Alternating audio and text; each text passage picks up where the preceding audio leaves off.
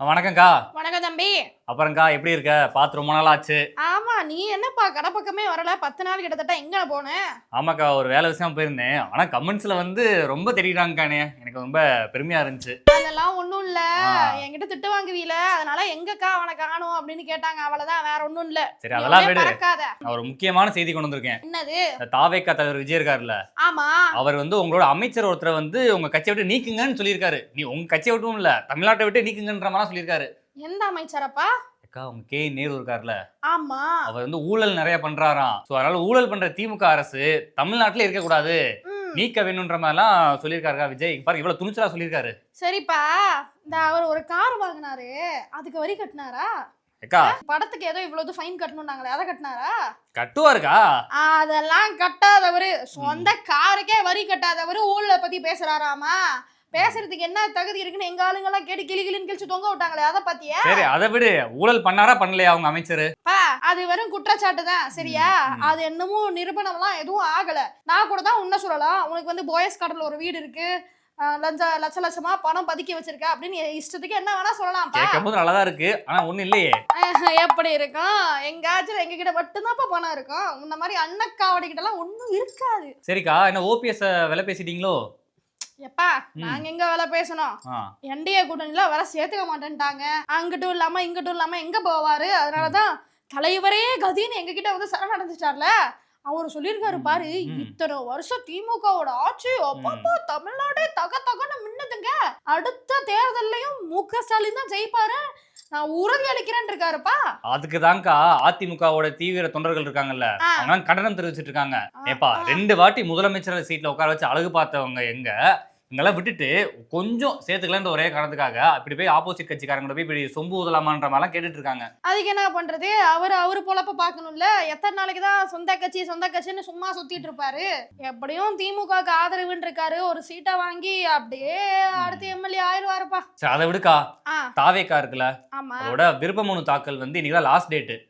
அதை அதனால மக்கள்லாம் ரொம்ப ஆர்வமா விருப்ப மனு போட்டுட்டு இருக்காங்கக்கா. எது இந்த 10 பேர் நின்னாங்களே தான் ஆர்வமா விருப்ப மனுவா? இந்த விருப்ப மனு தாக்கல் பண்ணலாம் சொன்ன அன்னைக்கு கூட்டம் அலமோதிச்சு. QR கோட் வச்சு டிஜிட்டலா நாங்களா தொழில்நுட்பமா அதான் தம்பி, விருப்ப மனுன்றது ஒண்ணுதானே போடணும். ஆளுக்கு 50-60 போட்டிருக்கானுங்க. இந்த FDSக்கு டிக்கெட் எடுப்பாங்க பாத்தியா, அந்த மாதிரி ஏதோ சினிமா ஓடுது அதுக்கு டிக்கெட் எடுக்கலான்ற மாதிரி அவ்வளவு இது போட்டு போனாங்க. இப்பதானே தெரியுது தாவேக்காவோட நாத்தம் என்னன்றது கொஞ்சம் கொஞ்சமா. 234 விஜய் தான் நிப்பாரு, பாத்துக்கோ. அதான் அவரை தவிர வேற யார சொல்லு, யாராவது ஒரு 2-3 பேரை சொல்லு. ஏன் செங்கோட்டையன் இருக்காரு, புஷியானந்த் இருக்காரு, அதுக்கப்புறம் கொள்கை பரப்பு செயலாளர் அருண்ராஜ் இருக்காரு, அதுக்கப்புறம் இருக்காங்கக்கா நிறைய பேரு. பாத்தியா, ஒரு 4-5 பேரை தவிர அந்த கட்சியில யார் இருக்கான்னு கூட தெரியல. இதுவே எங்க கட்சி எடுத்துக்க, மாவட்ட செயலாளர் யாரு, கிளை மாவட்ட செயலாளர் யாரு, துணை மாவட்ட செயலாளர் யாரு, இப்படி எல்லாரும் பேரும் தமிழக மக்கள் எல்லாருக்கும் தெரிஞ்சிருக்கும். கட்சியில 4 பேர் 5 பேரை தவிர யாரு பேரும் தெரியல. எப்படிப்பா அவங்க எல்லாம் தேர்தல் ஜெயிப்பாங்க? சரிக்கா, பொறுத்து பாப்போம். 2026 நீங்க மொக்க வாங்குறீங்களா இல்ல சீட்டு வாங்குறீங்களான்னு. பாரு என்னடா கவுண்டர் இது. வணக்கம் தம்பி. அப்புறம் என்ன நிலவரம், எப்படி போகுது? சும்மா அன்னைக்கு உங்க கூட்டணி சரியில்லை, ஆளாளுக்கு கலண்டு இங்க போயிருவாங்க அங்க போயிருவாங்கன்னு வாய்க்கு வந்த மாதிரி பேசுனியே, பாத்தியா இல்லையா? தேமுதிக எங்க கூட்டணியில இணைஞ்சிருக்கு. பிரேமலதா விஜயகாந்த் எங்க தலைவரை சந்திச்சு எங்க தலைவர் முன்னிலையில எங்க கூட்டணியில வந்திருக்காங்கன்னா பாத்துக்கேன். வேற ஏங்கா பேசுற? மனசே ஆறல. ஏன்பா? எப்படிப்பட்ட கட்சி, யாரு உருவாக்குனது, அது போய் இந்த மாதிரி ஒரு முடிவு எடுத்ததெல்லாம் யாருனாலும் ஏத்துக்க முடியல. நீ பாத்தியா இல்லையா அந்த இதெல்லாம்? என்னது கேப்டனே அதை ஏத்துக்கல, பாத்தியா?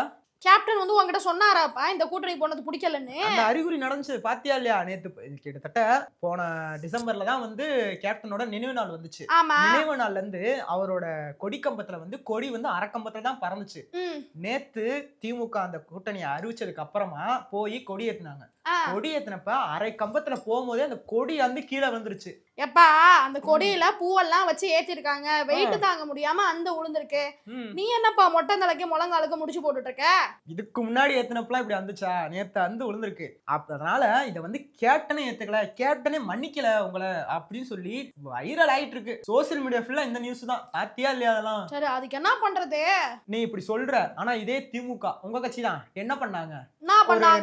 நடிகரை கூப்பிட்டு அவரை வச்சு கேப்டன் விஜயகாந்த் பத்தி எவ்வளவு இழிவா பேசினாங்க. மேடையில வச்சு ஒரு பிரச்சார கூட்டத்துல பொது மேடையில வச்சு அவ்வளவு இழிவுபடுத்தினாங்க. அதுக்கு என்ன அப்படி பண்ணிட்டு திருப்பி அவங்க கூடயே போய் தேமுதிக கூட்டணி வச்சிருக்கு. ஒரு 2000 ரூபாய்க்கு எம்ஜிஆர் மாதிரி ஒரு தொப்பியை வாங்கி மாட்டிக்கிட்டு, ஒரு 1000 ரூபாய்க்கு ஒரு கண்ணாடி வாங்கி மாட்டிக்கிட்டு, 4 நாள் கர்ச்சிப்பை கையில வச்சுட்டு அவர் மாதிரியே போஸ் கொடுக்குறீங்க. இதெல்லாம் வந்து கேப்டன் இருந்தா அப்படி பண்ணிருப்பாரா? எப்பா இத்தனைக்கும் அந்த நகைச்சுவை நடிகரை வளர்த்து விட்டதே கேப்டன் தான் தெரியுமா? ஆமா, உங்க கையை எடுத்து உங்க கண்ணிலே குத்துருவோம்பாங்கல்ல, அந்த மாதிரி செஞ்சதும் நாங்க தான். அதுக்கப்புறம் தான் நம்ம பெரிய தலைவர் இருக்காருல, அவரே சொன்னாரு, பழம் நழுவி பாலில் விழ போகிறது, எப்ப வேணாலும் விழுன்னு 2016 சொன்னார்ல, 26 உளுந்துருச்சு, அவ்வளவுதான். அததான் சொல்லி எல்லாம் ஓட்டிக்கிட்டு இருக்காங்க. பழம் நழுவி பால்ல விழுந்தா பரவாயில்ல, இந்த பழம் நழுவி பாதாள சாக்கடையில விழுந்திருக்கு, அதுவும் உங்க சாக்கடையில. தம்பி யார பார்த்து சாக்கடை கேக்குறன்ற, எங்க கட்சியோட வரலாறு தெரியுமா உனக்கு?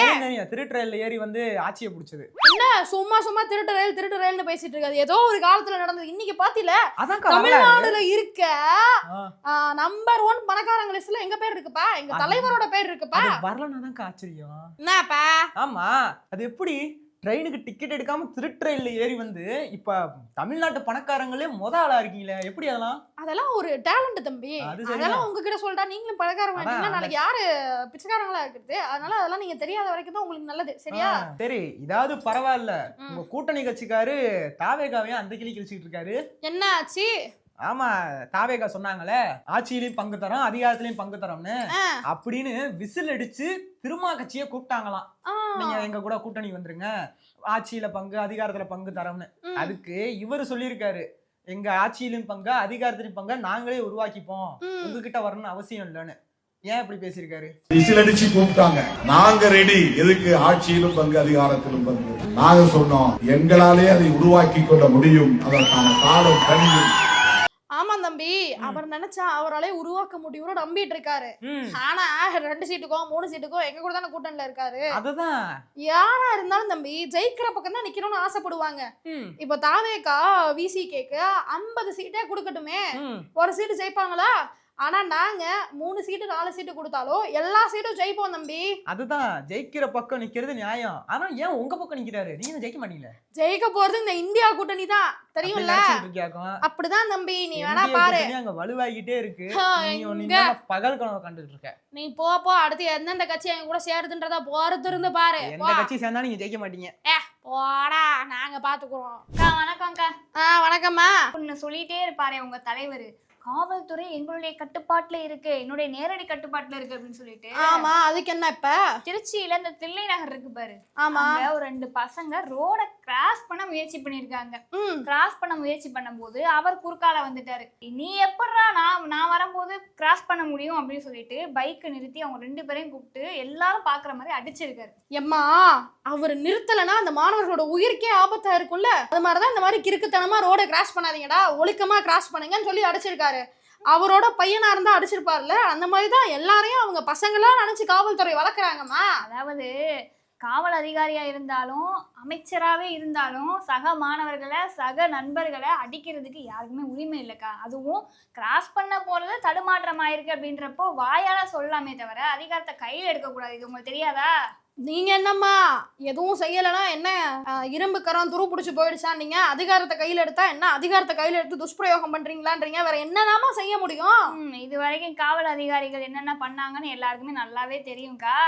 அடுத்து இன்னொரு செய்தி, இந்த சட்டசபை கூட்டத்தொடர் நடக்குது இல்ல, ஆமா, உங்க தலைவர் வந்து என்னமோ ஆஹா போகன் பேசியிருக்காரு, மறுபடியும் 2026 திமுக தான் ஆட்சி அமைக்கும் அப்படின்னு சொல்லியிருக்காரு. என்ன காரணம் கேட்டா அவர் கொடுத்த வாக்குறுதிலாம் நிறைவேற்றிட்டாராம். இதெல்லாம் உங்களுக்கே பொய்ன்னு தெரியல? எம்மா, என்ன பொய்யா கண்டுட்ட நீனு? எங்க தலைவர் 2021 என்னென்ன வாக்குறுதி கொடுத்து ஆட்சிக்கு வந்தாரு, ஆட்சிக்கு வந்த இந்த 5 வருஷத்துல எவ்வளவு நிறைவேற்றினாரு அப்படின்றது இந்த தமிழக மக்களுக்கு தெரியும். கேட்காமலே 5000 ரூபாய் கொடுக்குற கோல சாமிமா அவரு. சொன்னதெல்லாம் செய்யாமலா இருப்பாரு? சம்பந்தமே இல்லாம எலெக்ஷன் வருதேன்னு சொல்லிட்டு 5000 ரூபாய போட்டுட்டு கேட்காமலே கொடுத்தாரு அப்படின்றீங்க. 18 மாசம் கொடுக்கவே இல்லை, அதையும் சேர்த்து 18,000 சேர்த்து போட வேண்டானே. எம்மா, உனக்கெல்லாம் மாசம் 1000 ரூபாய் கொடுக்கறதே ஓசியே, இதுல கொடுக்காத 18 மாசத்துக்கும் சேர்த்து கொடுங்க வேறயா, நல்லா கொடுப்பாங்க. போ, இப்படியே நீ பேசினேன்னு வையேன், நாங்க ஆட்சி அமைச்சு உன்னை தூக்கி ஜெயில போட்டுருவோம். அதெல்லாம் நாங்க பாத்துக்கிறோம். போ, யார் ஆட்சி அமைக்கிறா, யார் உள்ள போறான்னு.